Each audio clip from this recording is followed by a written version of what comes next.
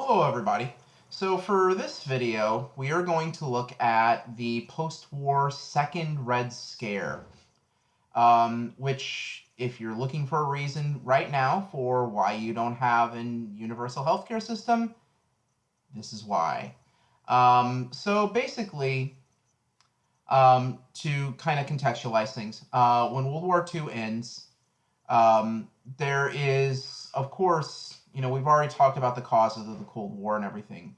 But beyond that, there is, at the end of World War II, there's a real fear when the war ends that the country will plunge into a depression in 1946. And the reasons for this were pretty simple. There had been a depression in 1919 after World War I ended, when millions of returning soldiers came back from the battlefields of the Western Front, and basically, with the simultaneous cancellation of large numbers of government contracts, there was just this massive increase in unemployment, which rose above 20%.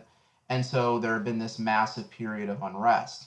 And when World War II ended, many people thought that the same might happen, that there will be, mass unemployment and high inflation and all this other stuff. And for a time, it actually seemed like that was coming to fruition. Um, when the war ends, there's a lot of pent up demand for consumer goods that had long been, rationed or just not made at all because factories had reconverted from, or had converted rather, from making, you know, consumer goods, refrigerators and toaster ovens and, other consumer appliances to manufacturing guns and tanks and, everything else that, we used to defeat the Nazis and the Japanese. And so there's this pent up demand at the end of World War II. It takes a while for those civilian industries to reconvert. It actually takes them longer to reconvert from making um, military goods to making civilian goods than it did for them to convert in the first place. So there's this pent up demand for goods as the economy slowly returns back to its normal rhythm, and this pent up demand ultimately causes massive inflation. Basically, the supply just can't keep pace with demand in 1946. And so the price of many consumer goods and services rises exponentially, much faster than wages, in fact. And so as a result, during 1946 and 1947, there's a wave of strikes in the United States, actually the largest strike wave in American history, with more than 3,500 strikes occurring in the United States, affecting virtually every major industry. And the timing of these strikes coincides with the growing tension between the US and the Soviet Union. And so many of President Truman's political opponents in the Republican Party, but also some Southern Democrats who took issue with him for his increasingly vocal support for civil rights, um, they use this to engage in kind of red baiting, which is a name that people used at the time period to describe efforts to link any particular cause or um, movement up with communism, basically trying to say, well, this movement is part of a communist front.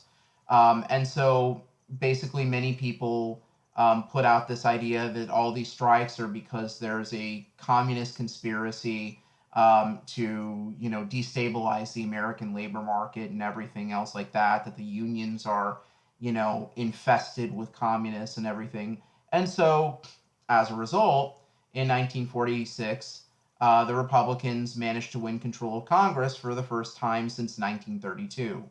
And once they assume control of Congress, the very first thing that they do, overriding President Truman's veto, which they would then proceed to do 15 more times, more than any other American president other than Andrew Johnson, um, is they pass this law really designed to weaken organized labor, which had grown in strength during the latter phases of the Depression and particularly during World War II.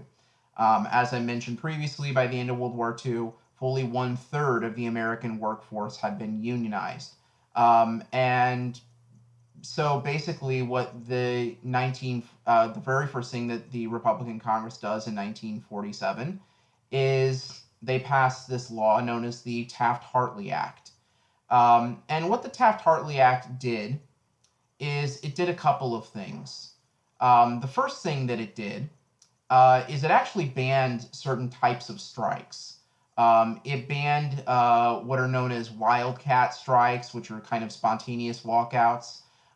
It banned sympathy strikes, where people in ancillary industries would strike in solidarity with workers in another affected part of their industry. A good example of this would be the Pullman strike of 1894. And moreover, so not only does the Taft-Hartley Act bans certain types of strikes, but it also bans what is known as closed shop unionism, which basically meant that if you wanted to work in a place that was unionized, you had to join the union and pay union dues. And going even further than that, the Taft-Hartley Act then empowers individual states to pass what are known as right to work laws.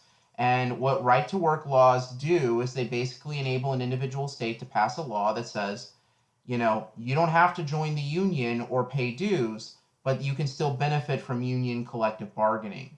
And what this is designed to do is basically to systematically deprive unions of funds by creating what is known as the free rider problem, where people continue to benefit from union representation even though they don't actually contribute meaningfully to, you know, financing the union and enabling it to pay for, their collective bargaining and what have you.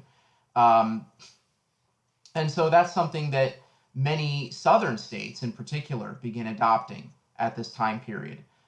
It is worth mentioning that the Taft-Hartley Act was not solely a Republican effort.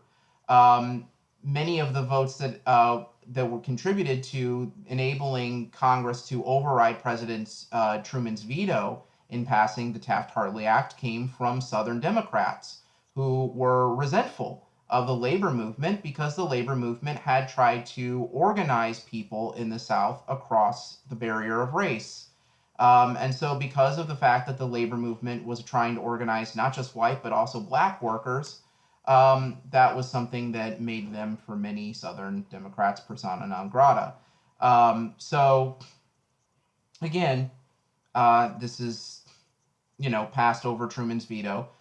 It doesn't immediately adversely affect the high rate of unionization in the United States. It takes a while.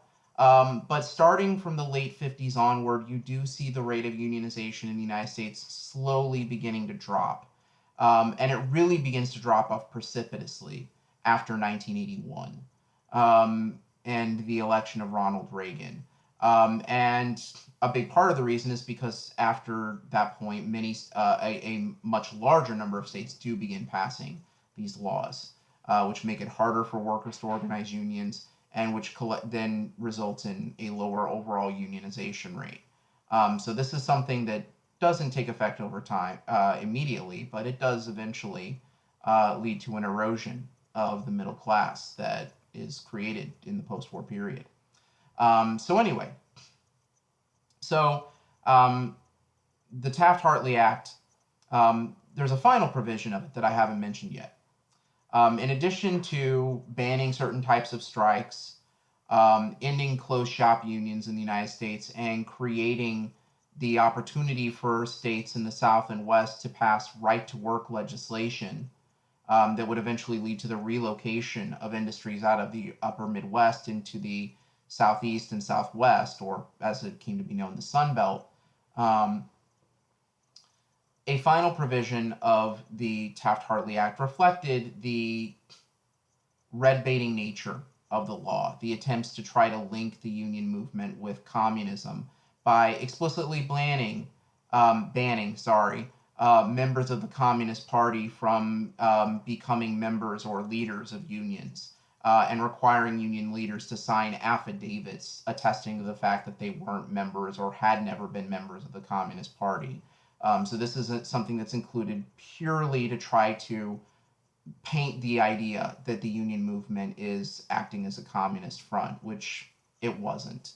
But again, it's very much in keeping with the spirit of the way that politics progresses during the Second Red Scare, which is really this very aggressive attempt to try to link any progressive or liberal cause, or any pro worker cause, any cause that is seen as anti business, with communism. And this is particularly apparent when we look at the domestic proposals of Harry Truman. Harry Truman, ultimately in 1948, the economy had recovered, partly because, contrary to what many people had feared would happen, there wasn't a post war recession or depression.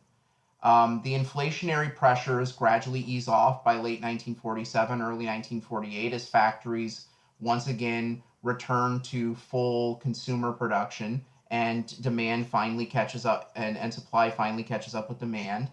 Um, but the other factor is that the unemployment crisis that many anticipated would happen never really materialized. And the reason is because millions of returning veterans were able to take advantage of a government program known as the GI Bill that had been passed in 1944 that enabled them to enroll in college classes free of charge and also to receive low interest loans for buying homes and establishing businesses and things like that.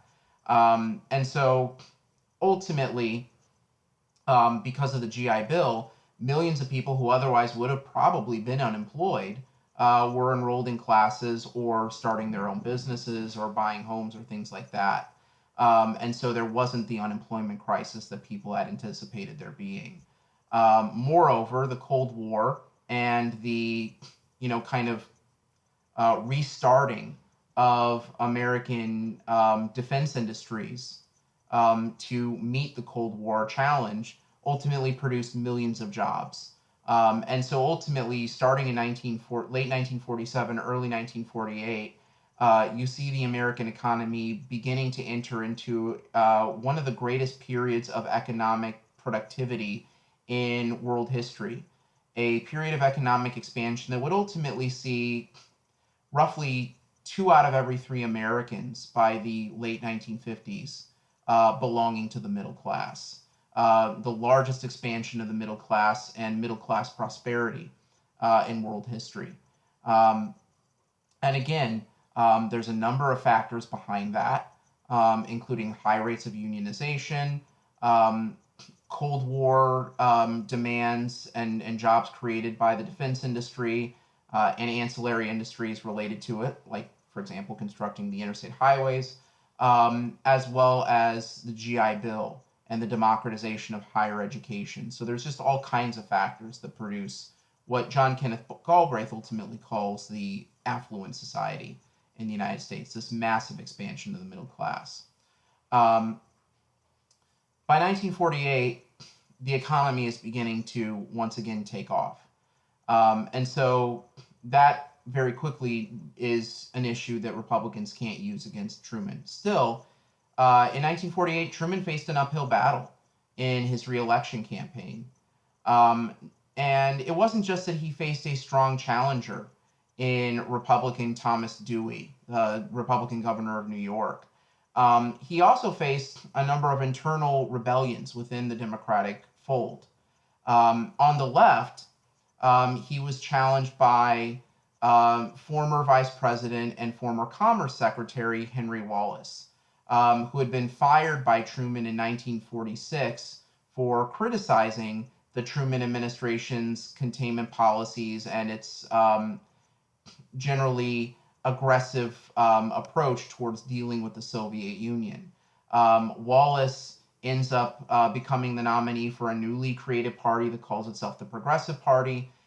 And ultimately, he ends up actually aiding Truman's candidacy in a way, which I'll get to in a minute.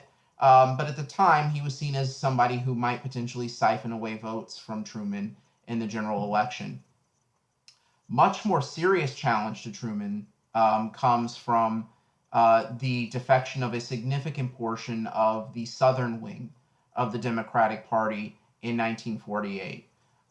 That year, Truman had made public his intention to pursue civil rights. Basically, Truman, uh, who came from a border state and whose family had fought for the Confederacy during the American Civil War here in Missouri, he really came to have a newfound appreciation for the civil rights issue in the United States. Now, partly this was purely political. Large numbers of African Americans had moved out of the rural South into the urban and industrial North to find jobs during World War II. And so they had this newfound political power that could no longer be ignored. Um, and so there were political reasons why Truman embraced civil rights. But beyond that, there was also the moral reason that Truman didn't think it was right that African Americans returning back from the battlefields of Europe and the Pacific were being denied the GI Bill benefits that their white counterparts were being given, or that in many cases they were just being plain mistreated upon returning home to the United States. There were several instances in 1946 of returning black veterans being lynched while in uniform, and in some cases while wearing campaign medals on their chests, um, which is, of course, terrible. Um, and so partly it was because of domestic political considerations, partly it was because it was the right thing to do. Um, but there was a larger political consideration in Truman's mind when he approached the issue of civil rights, which was that the Soviet Union is going to use segregation and the way that the United States pursues treatment of African Americans as basically ammo against us in the contest of the Cold War. As far as Truman and his Secretary of State Dean Acheson were concerned, his first Secretary of State Dean Acheson were concerned. In Acheson's words, segregation, quote, undermined America's leadership um, in the world. And so he pursues civil rights for Cold War reasons, because basically it makes the US look bad in this competition between the US and the Soviet Union, which mostly is focused on non-white populations in decolonizing countries in Africa and Asia. So there's a multitude of reasons why Truman embraces civil rights, but he does in 1948. And when he does so, that angers a sizable portion of the Democratic Party in the South.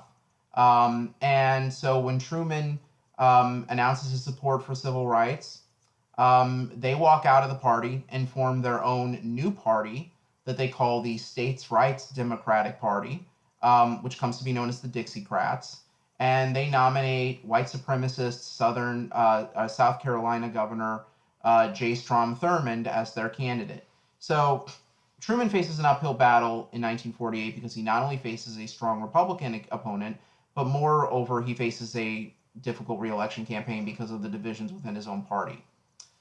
Ultimately, however, Truman ends up winning one of the greatest political upsets in American political history, emerging not only victorious, but winning by a significant margin on election night in 1948. And there are a number of reasons why Truman had ultimately emerged victorious in the election of 1948. Part of it was because the loss of Southern white voters who defected to the Dixiecrat Party in the Deep South was more than offset by the increased support that Truman received from African American voters in the North and West, which ultimately tipped the scales of victory for him in several key states. Secondly, the efforts by the Republicans to paint Truman as soft on communism were undermined both by the attacks from the left on Truman by Wallace, who accused him of being too gung-ho in pursuing anti-communism, as well as Truman's own record on the issue. His successful handling of the Berlin airlift and the Berlin blockade really undermined any, kind of idea that he was somehow sympathetic to communism. And so the red baiting efforts against him largely failed in that measure. Coupled with that, he still his veto of the Taft-Hartley Act put him back in favor with labor organizers who had turned against him in 1946. And so that helps him win this rather comfortable margin of victory in 1948. But Truman's victory in 1948 doesn't result in him being able to really pursue meaningfully many of the things that he had put forward in the 1948 campaign. In the 1948 campaign, Truman had proposed a truly ambitious agenda of domestic reform in the United States that he called the Fair Deal. And the Fair Deal contained a number of important items on the agenda. First off, it called for, as I mentioned previously, pursuing civil rights protections for African Americans, including federal voting rights guarantees and a federal anti-lynching law, amongst many other things. It called for greater federal involvement in education and funding for higher ed, basically expanding the GI Bill nationwide and making college free and affordable to everybody. Then there was proposals for creating national housing to provide housing for Americans. And most significantly, I think, given current situations, the Fair Deal called for the creation of a universal public national health care system in the United States, one closely modeled on the one that was being adopted at the time in Great Britain, the NHS. So Truman puts forward all these very bold progressive ideas in the Fair Deal in 1948. Almost none of them come to fruition. In civil rights, the only meaningful action that Truman is able to take during his presidency is signing an executive order desegregating the military, something which doesn't actually even occur until the Korean War, a few years later, towards the end of the Korean War, in fact, in 1953. And his other efforts, particularly his effort at creating a national healthcare system, are stymied by consistent efforts by Southern Democrats and Northern and Western Republicans to try to paint his various progressive proposals as being somehow simpatico with communism. The American Medical Association launches a massive campaign to try to portray Truman's healthcare proposal as, quote, socialized medicine that would lead the U.S., down the road to communism. And it proves to be effective. And so by tapping into latent anti-communist sentiment, which is pursued quite aggressively during this time period through a variety of means, which we'll get into here in a minute,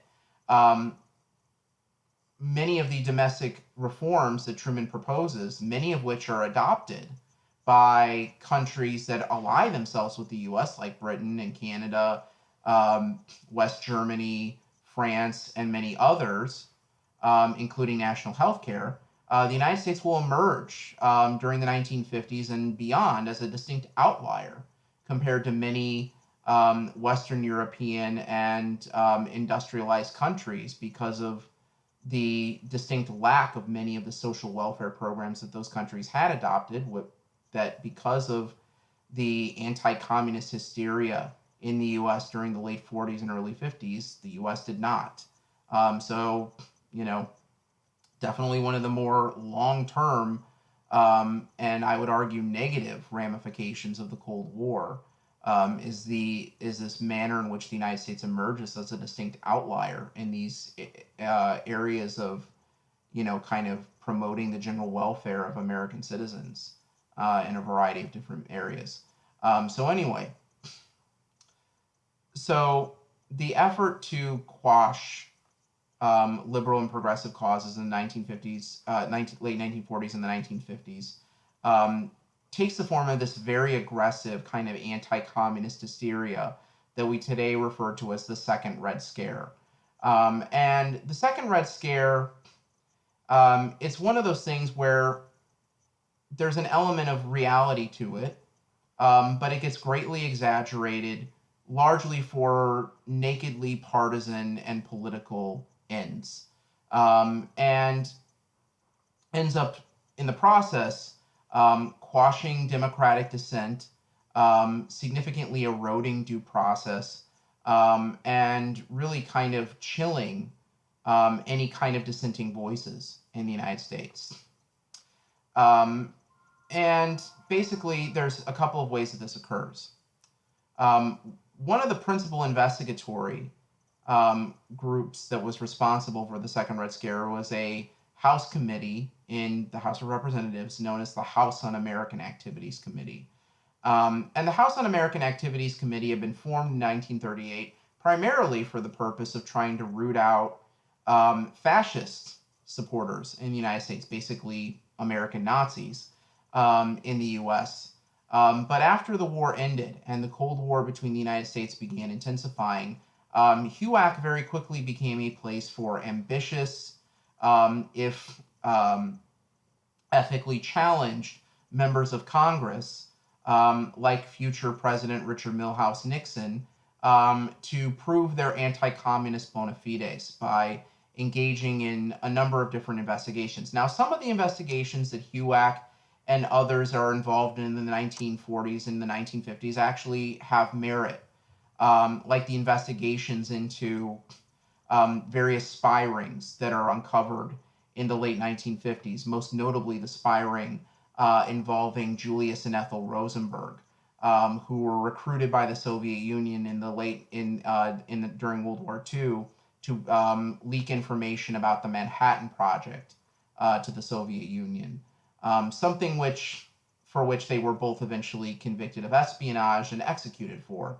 Now, for many years, many maintained that they had been victims of political persecution and that they were in fact innocent. Once the Soviet Union fell in 1991, that was actually proven to be definitively not the case, and that they in fact were guilty. The question then has since become, did the punishment fit the crime, considering that many other people who have engaged in arguably much worse acts of espionage have managed to not be electrocuted. But anyway, so you do have a handful of instances of very real espionage and real security breaches. Um, and these real instances, like the Rosenbergs, provide a certain level of window dressing for some of the more specious investigations that HUAC and others engage in during this time period. Um, HUAC basically became a way for up and coming Republicans and Southern Democrats to try to prove their anti communist bona fides by launching these investigations into various, oftentimes liberal causes in American life. And so there are a number of things that become targets of HUAC: the labor movement, the civil rights movement, um, and the motion picture industry. Many of the people who are called to testify before HUAC hadn't engaged in any illegal activity. Some of them may have at one point attended a Communist Party meeting or two or known somebody who did. And there were a few certainly who actually had been members of the Communist Party. But it is worth mentioning that although that is a very unpopular activity, was and is a very unpopular activity in the United States, it wasn't illegal at the time period. It never has been illegal, in fact, to be a member of the Communist Party. Um, but people who were called before HUAC basically, just by virtue of being called, oftentimes had their lives and reputations ruined, because being called to testify would oftentimes result in people being fired from their jobs and blacklisted from their respective industry. Um, and in many instances, if you refuse to answer questions on principled grounds, like due process or the First Amendment guarantee to freedom of speech, as was the case with the so-called Hollywood 10, who were brought to testify before HUAC in 1947, the end result would more often than not be that you would be sent to prison for a period of time for contempt of Congress. Um, and so basically, people were encouraged to name names and to answer, uh, in one way or another, have you now or ever been a member of the Communist Party? And again, even if the answer to that question was no, just being called the HUAC was oftentimes more than enough to ruin a person's career and reputation. And certainly answering yes would do that if one actually agreed to do so. So you have these specious investigations, many of which are designed more than anything else to discredit specific aspects of American society or certain liberal causes. Hollywood, of course, is notable. Some might say notorious for being, one of the most liberal places in the United States, was then, is now. Um, and certainly the efforts to discredit Hollywood attracted considerable attention. But um, the House wasn't alone in pursuing this sort of oftentimes adversarial, due process free type of investigation. An even more egregious and baseless type of accusation was that mounted by Wisconsin Senator Joseph R. McCarthy, who was elected as part of the Republican wave in 1946. And McCarthy, he basically engages in a type of accusation that is, since because of how he did it, people have actually come to refer to this simply as McCarthyism, this sort of baseless, fact-free, evidence-free type of accusation that lacks substantiation or proof, and which essentially denies people due process. McCarthy, um, who took advantage of the new medium of television and the media attention that it provided him, begins holding these public hearings and these televised addresses to the press, where he'll hold a piece of paper in his head and then he'll wave it about violently and say, I hold in my hand a list of 200 identified, confirmed members of the Communist Party working in the State Department. Um, the number of people in the list in his hand would vary from week to week. And more often than not, when McCarthy would deliver these addresses to the press or hold hearings into various alleged um, baseless, oftentimes baseless, allegations of communist infiltration into first the State Department and then the Army, he would oftentimes appear intoxicated when delivering these things, and there were several notable instances, particularly during the Army McCarthy hearings in 1954, where he actually would disappear from the hearings that he himself was and the committees that he was himself chairing, um, presumably to go and drink for long periods of time. Um, Basically, McCarthy levels all kinds of baseless accusations that lack any kind of substantiation or proof against people in first the State Department and the Army. And he's very, very powerful. He's powerful enough that even after he's elected president in 1952, fellow Republican Dwight Eisenhower refuses to condemn McCarthy's actions, even when McCarthy goes after a personal friend of his, George C. Marshall, who had been Eisenhower's commanding officer and his friend when they were both serving in the Army during World War II and before. Um, he refuses to go after him. Now, eventually, McCarthy is done in by his own excesses. Um, he is caught badgering witnesses in a particularly egregious fashion. In one of the televised Army McCarthy hearings in 1954, a attorney for a young Army officer named Joseph Welch lays into McCarthy after a lengthy and baseless tirade, saying, at long last, sir, have you no shame? Have you no sense of decency? And McCarthy's kind of bumbling response to this ultimately, coupled with an expose of his tactics and the lack of substantiation behind his accusations by CBS reporter Edward R. Murrow in his 1954 See It Now program leads to McCarthy eventually being censured in late 1954. So the second Red Scare does eventually come to an end, roughly by the midpoint in Eisenhower's first term in office. But it ends up exerting a rather powerful influence on American politics going forward.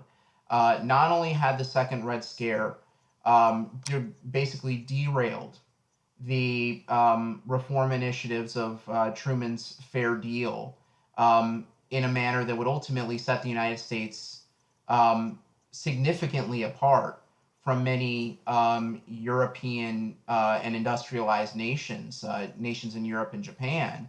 Um, but it had also had a chilling effect on dissent, freedom of speech, and basic ideas of assumptions of due process.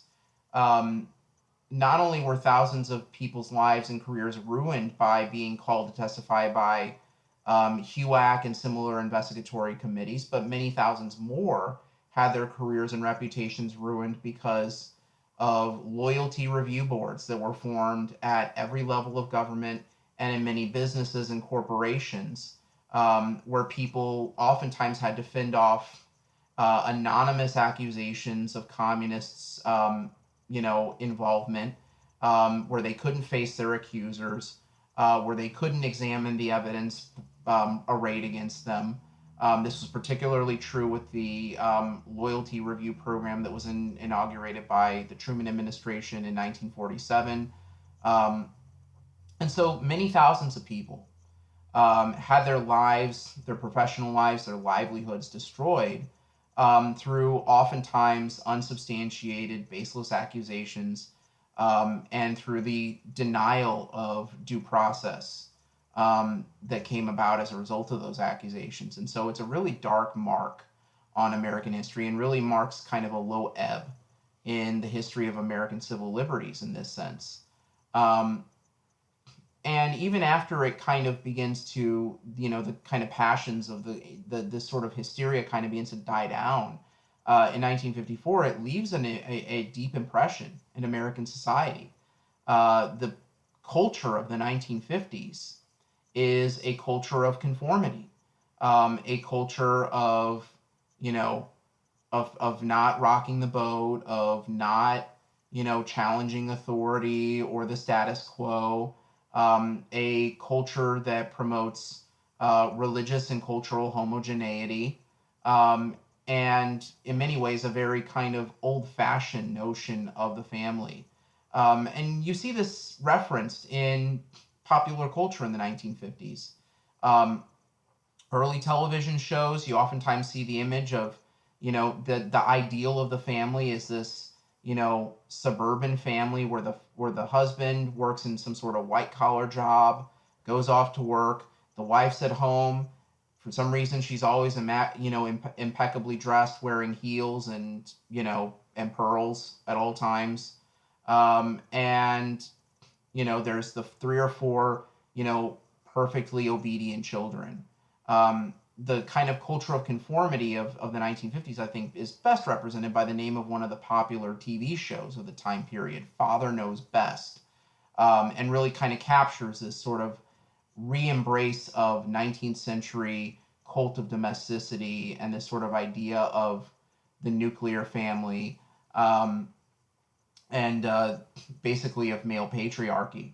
Um, Basically women's wartime gains that had been made during World War II when they had proven definitively that they could do the same kind of work as men, with the same level of efficiency and effectiveness, pretty much wiped away by the Second Red Scare and this sort of re-emphasis on domesticity that emerges in the post-war period. Now, it isn't completely forgotten. You do see some feminist writers, most notably Betty Friedan, writing about the kind of unmet expectations and the disappointments and frustrations that many middle class women feel at the time period, the longing for something more. And certainly, you actually do, in fact, actually see an increase in the number of women entering the workforce during the 1950s. But because of the prevailing gender norms, they are largely confined to jobs that are considered women's work, teachers, secretaries, nurses, etc. And so, one of the lingering effects of the post-war anti-communist hysteria is this really kind of re-embrace of this very conformist vision of American society. Now, ultimately, by the late 1950s, you do see this begin to change somewhat. And one of the areas where you see the conformity of the 50s challenged most directly is in the area of civil rights. So the civil rights movement in the United States had really kind of taken off during and after World War II, as a result of the whole push for what A. Philip Randolph called double victory over fascism and racism in Europe, and segregation at home in the United States. And certainly after World War II ended, many politicians began talking much more about civil rights, most notably President Harry Truman. But because of the Second Red Scare, the early successes of the civil rights movement, such as the integration of Major League Baseball by Jackie Robinson in 1947, proved to be largely symbolic gestures that didn't go very far. Um, in terms of actual legal changes to segregation, the only real change in American society at large that had occurred up to 1954 was Truman's executive order ordering the integration of the U.S. military. And so basically, because of the successful efforts by primarily by Southern segregationist politicians to try to paint the civil rights movement as somehow, you know, sympathetic to communism, basically saying, well, they're trying to make America look bad, so they must be sympathetic to communism, which is, of course, completely disingenuous. They weren't trying to make America look bad. They were trying to make America better. But anyway, so by the early 1950s, the civil rights movement, after its early successes, had largely stalled in the United States. And certainly the sitting president at the time period, Dwight Eisenhower, was hardly what one would call eager to confront the issue of civil rights in any meaningful fashion. Eisenhower, there's a lot of great things about him as a person and as a president, but generally speaking, he was a very good fit for the culture of the 1950s. He was someone who sought to avoid conflict whenever possible. He didn't like to talk about contentious or controversial social issues at all, and basically wanted to create this politics of consensus. And so he avoided the issue of civil rights. But ultimately, Eisenhower wouldn't be given a choice on whether he'd be addressing civil rights.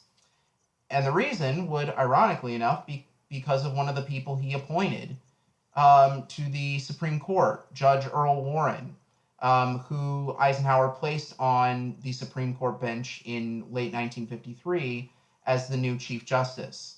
And the following term, after Warren had been appointed to the Supreme Court, the court took on a major case that would ultimately completely upend American civil rights discourse, Brown versus Board of Education.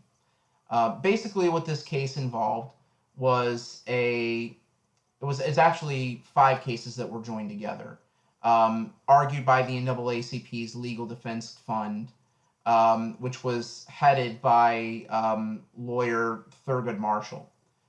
Basically, Thurgood Marshall and the NAACP had been trying to, since the 1930s, systematically, piece by piece, chip away at the edifice of segregation and the legal foundations of segregation that had been established in the 1896 Plessy v. Ferguson decision. And in 1954, their long-standing legal strategy finally bears fruit.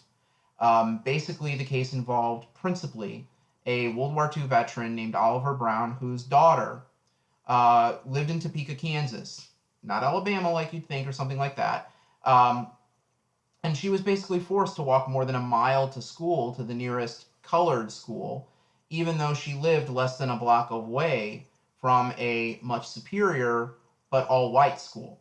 And so in 1954, the Supreme Court hears oral arguments in the Brown decision. And ultimately, they come to a rather stunning unanimous conclusion, finding that educational segregation fundamentally and absolutely violated the notion of equal protection under the law that was guaranteed by the 14th Amendment. The Supreme Court throws out the existing precedent that had been created by the Plessy v. Ferguson decision, basically saying separate but equal is a legal fiction. It doesn't exist in the real world, and it should have happened. It should have never happened. And so basically, what the Brown versus Board of Education does, for the lack of a better way of putting it, is it basically pulls the rug out from underneath the argument of Southern segregationism. It basically completely knocks out the cornerstone of the legal foundation of segregation that had existed in the United States since the late 1890s.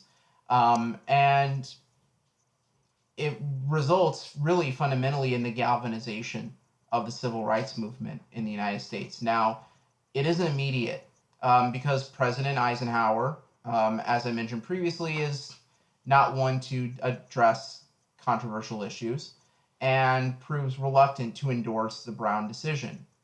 But eventually, he is going to be forced to take action on civil rights, whether he wanted to or not.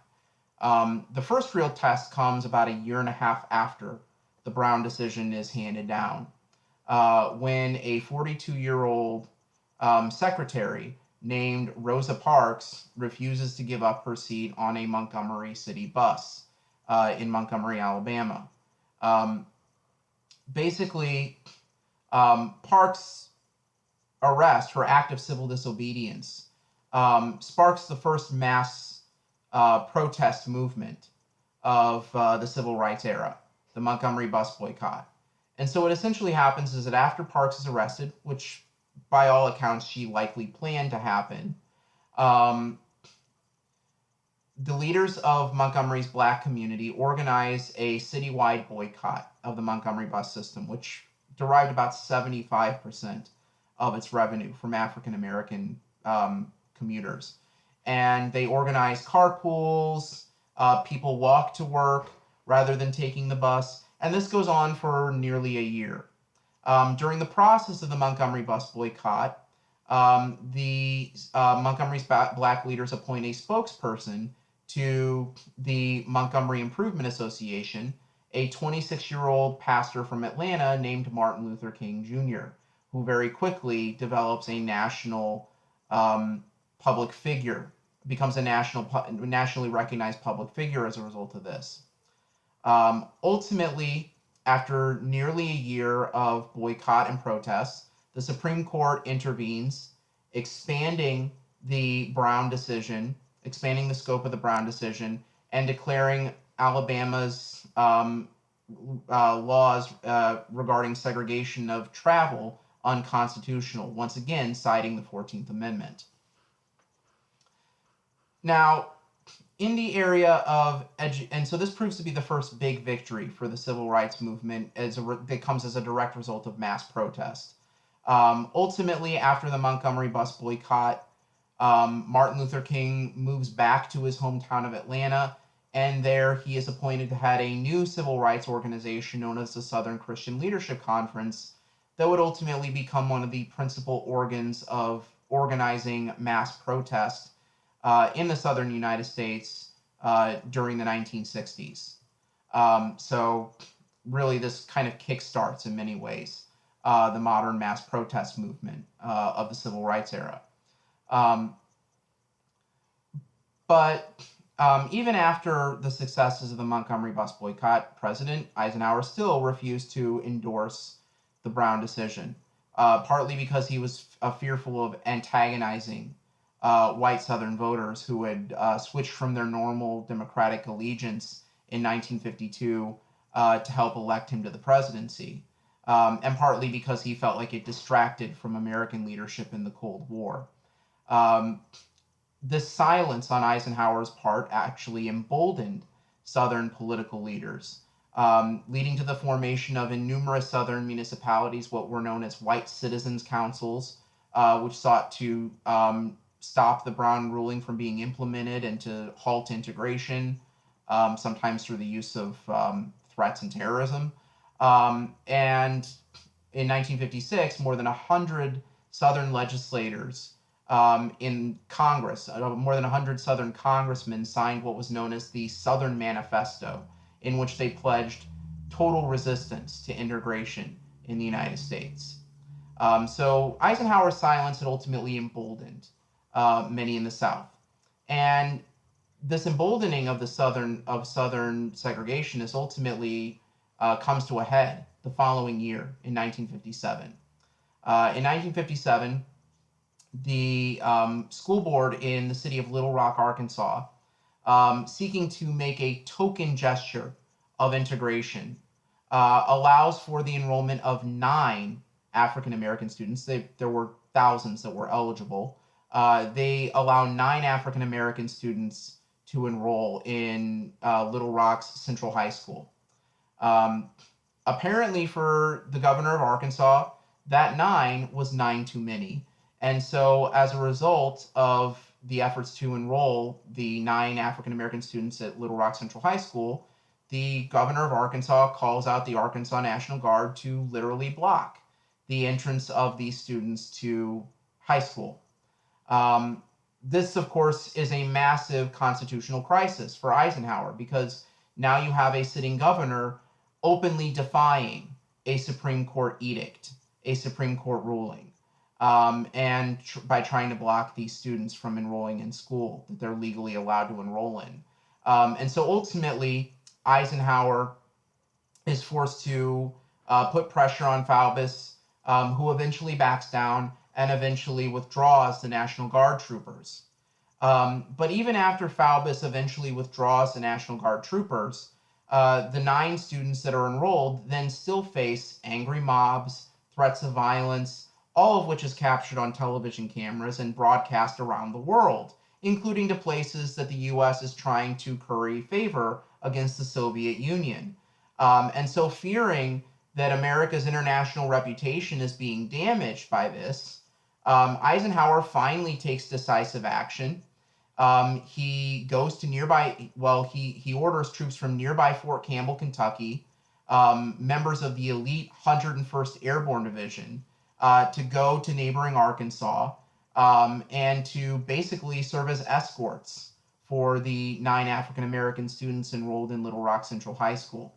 And so that action, Eisenhower sending in the paratroopers of the 101st Airborne, was a major moment in the American civil rights struggle, because it marked the first time since the end of Reconstruction, some 80 years earlier, that the federal government had directly intervened in the South for the explicit purpose of protecting the civil rights of African Americans. And so in that regard, it proves to be a really quite watershed moment in the civil rights struggle. Okay, so that's all I have for that video. When we get back for our next and final video, we will look at how the civil rights movement expands during the Kennedy and Johnson administrations, and how eventually the American embroilment in Vietnam leads to its fragmentation in the latter part of the 60s. So that'll be fun.